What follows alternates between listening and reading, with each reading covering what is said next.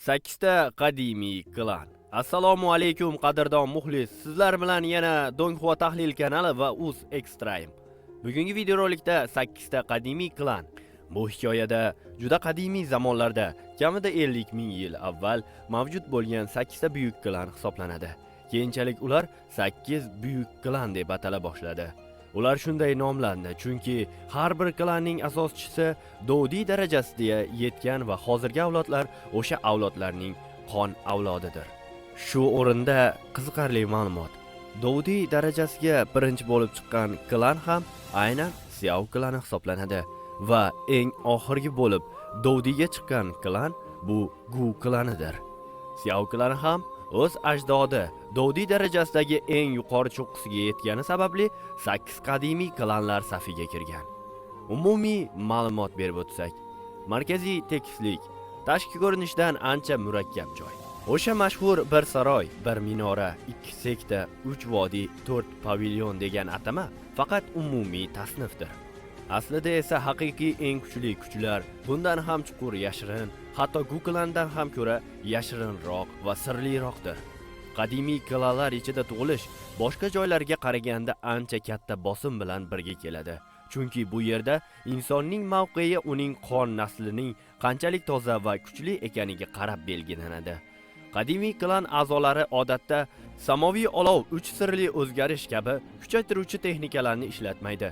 Chunki klan tatuirovkalari dunyodagi eng kuchli maxfiy texnikalar hisoblanadi.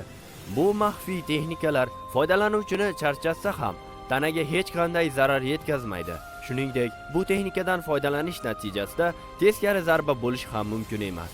Shu uchun qonni quturish yoki tanani jarohatlash orqali kuchni nazoratdan chiqarib yuboradigan maxfiy texnikalar ularning nazdida hech qanday narsaga arzimaydi va hech qanday ahamiyatsizdir. Klanlarga keladigan bo'lsak, Xiao klani eng kuchli qadimiy klan hisoblanadi. Chunki 1000 yil ichida birinchi bo'lib dovdiy darajasiga yetgan shaxs aynan Xiao Yan mana shu klandan chiqqan. Xiao Yan olov imperatori yoki olov dovdiysi bo'lgani sababli uning kuchi boshqa dovdiy darajasiga jangchilardan ham yuqori edi. U har qanday energiyani tozalab va qayta ishlay olardi. Shu sababli ham Hun klanining dovdiy darajasidagi jangsini ham mag'lub eta oldi. Hun klani esa avval 3 ta qadimiy klanni yo'q qilgandi. Keyinchalik Sailin va Gusuner ham dovdiy darajasiga ko'tariladi. Shunday qilib, Xiao klanida yana 2 ta dovdiy paydo bo'ladi. Keyingi Gu klani haqida gaplashib o'tadigan bo'lsak, ikkinchi eng kuchli qadimiy klan hisoblanadi. Klan boshlig'i Gu Yuan 9 yulduzli Dovshen darajasida bo'lgan, keyinchalik esa Xiao Yan yordamida dovdiy darajasiga ko'tariladi.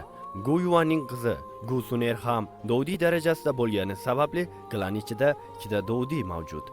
Keyingi 3-o'rindagi esa Hun klani, hikoyaning asosiy dushman klani hisoblanadi. Bu klan Samoviy saroy ittifoqi, Gu klani, Lei klani va Yan klani tomonidan yo'q qilinadi. Keyingi o'rinda esa Yao klani. Yao klani Hun klani tomonidan yo'q qilinadi. Ammo klanning eng iste'dodli yosh avlodlari Xiao Yan va Yao Chen tomonidan qutqarib qolinadi. Shu uchun kelajakda klan yana tiklanishi mumkin. Xiao Yan ketishidan oldin Yao Chenga haqiqiy chini qoldiradi. Bu esa uni dovdiy darajasiga chiqish imkoniyatini beradi. 5-o'rinda Lin klani.